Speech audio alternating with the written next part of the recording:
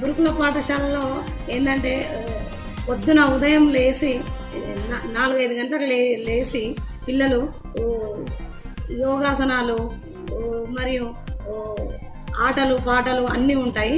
ఇక్కడ చదువుతో పాటు ఆటలు పాటలు కూడా నేర్పించడం జరుగుతుంది. ఉదయం 4 గంటల నుంచి పడితే ఈవినింగ్ నైట్ 9 వరకు వాళ్ళకు స్టడీ అవర్ నిర్వహించడం జరుగుతుంది. దానికి ప్రత్యేకించి ఈ నైట్ స్టడీకి టీచర్లను కూడా అలాట్మెంట్ చేయడం జరుగుతుంది. మధ్యాహ్నము సూపర్విజన్ క్లాసెస్ కూడా ఉంటాయి వాళ్ళకు. మరియు ఉచిత విద్య, ఉచితంగా పాఠ్య పుస్తకాలు, ఉచితంగా యూనిఫామ్స్ ఇవ్వడం జరుగుతుంది.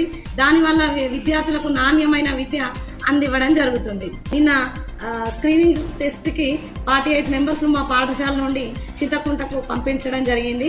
మరియు 5 పిల్లల్ని మన మల్కాజ్గిరి ఫైన్ ఆర్ట్స్ స్కూల్ కి పంపించడం జరిగింది సమ్మర్ క్యాంపు. ఈ సంవత్సరం నుంచి న్యూ డైట్ మెనూ ఆధారంగా పిల్లలు మంచి పౌష్టికాహారాన్ని తింటున్నారు. మంచి విద్య కూడా అందుతుంది మా బడిలో. IIT JEE మెయిన్స్ కు సంబంధించి పిల్లలకు ఎగ్జామ్ కూడా రాయించడం జరిగింది. 8వ తరగతి నుండి స్పెషల్ కోచింగ్ కూడా వాళ్ళకు ఇవ్వడం జరుగుతుంది. మన కరీంనగర్ డిస్టిక్ లో COEలో స్పెషల్ తరగతులు కూడా వాళ్ళకు నిర్వహించడం జరుగుతుంది. 8వ తరగతి వాళ్ళకు. పేదలకు ఎలాంటి భరోసాగా నిలుస్తుంది గురుకుల స్కూల్ కి ఎంట్రన్స్ ఎగ్జామ్ ద్వారా రావడం జరుగుతుంది. పిల్లలు ఎలాంటి రాజకీయాలకు మాకు తావు లేదు. ఇంతకు ముందు ఉందో లేదో మాకు తెలియదు, కానీ ఇప్పుడు మాత్రం అలాంటి ఏం లేవు.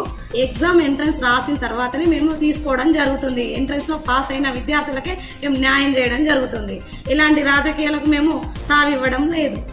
అలాగే ఈ సమాజానికి మీరు ఇస్తున్న మెసేజ్ అంటే గురుకుల పరిస్థితి ఏ విధంగా ఉంది, మరి ప్రత్యేకంగా ముందు రానున్న రోజులలో ఏ విధంగా ఉండబోతుంది? ముందు రోజుల్లో పిల్లల స్ట్రెంత్ ఎక్కువ పెరగబోతుంది.